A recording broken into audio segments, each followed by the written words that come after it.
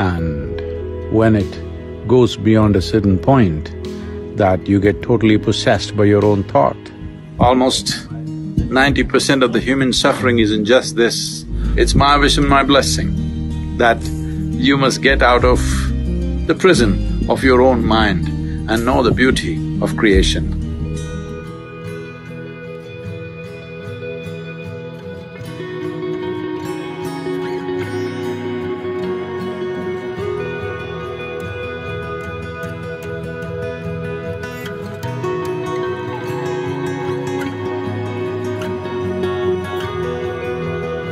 Lethargy comes from overconsumption of either food or thought. One may think how overconsumption of thought would bring lethargy, though everyone can understand overconsumption of food definitely brings lethargy. Well, if you become consumed by thought, you will see you would not like to move out of your bed. I did not talk about thinking, I'm talking about overconsumption of thought. That means thought is continuously flowing without your effort, without your focus, without your intent. Once it becomes like this, you will see naturally you feel like avoiding physical activity. And when it goes beyond a certain point, that you get totally possessed by your own thought. Well, there are ugly names to describe that in medical terms. It's important. There is a certain amount of moderation in consumption of food and endless amount of thought that could happen. Thinking consciously and just consuming or living upon thought or being consumed by thought are very different things. That is an unfortunate reality that for a whole lot of people, this distinction is not apparent. And the price that humanity is paying for that is not a fair price.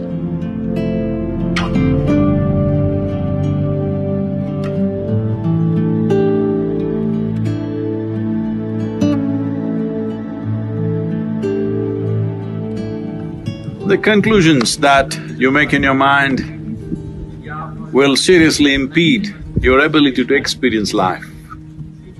The stronger your conclusions are, the more you get identified with it, the more the psychological reality that you have seems like existential. Almost 90% of the human suffering is in just this. You misunderstand your psychological drama to be real. It's your drama. You can play it whichever way you want. If you're a good director of drama, you would make it the way you want it, otherwise it's happening haphazardly.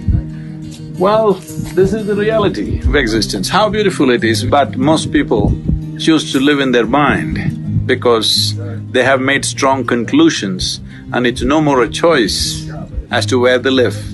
It's time you live on this planet, experience the beauty of creation and also the presence of the Creator in this creation. Just pay enough attention to every aspect of creation and you will see the presence of the source of creation in it. This is what you need to experience. The psychological drama is your making. It is too puny compared to the existential drama that's happening here. It's time you enjoy this. It's my wish and my blessing that you must get out of the prison of your own mind and know the beauty of creation. The fundamental, the most fundamental aspect that you need to take care of is that you don't make conclusions. If you do not make conclusions, the doors of your mind will not close.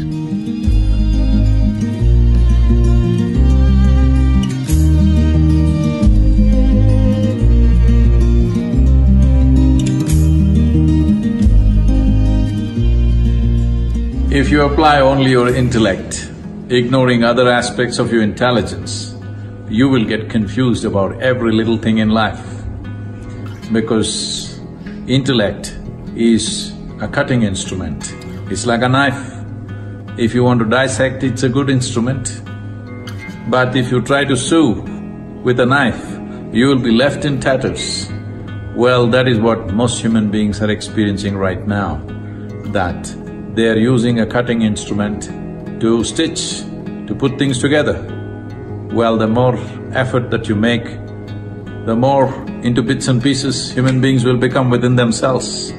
There was a time they divided the world, then they divided more and more.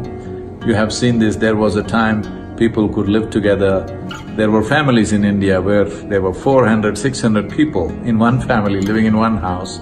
Then slowly it became just parents and children and grandchildren. Now grandparents became a little bit of a problem, so we send them elsewhere.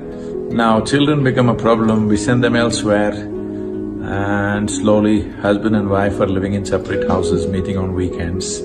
Not just that, within yourself you split yourself into many people by cutting yourself into pieces, because this is the process of dissection. If you use only your intellect for every dimension of life, this is where you will get. One day you will get schizophrenic. Yes. So it's important, the other dimensions of intelligence come alive within you.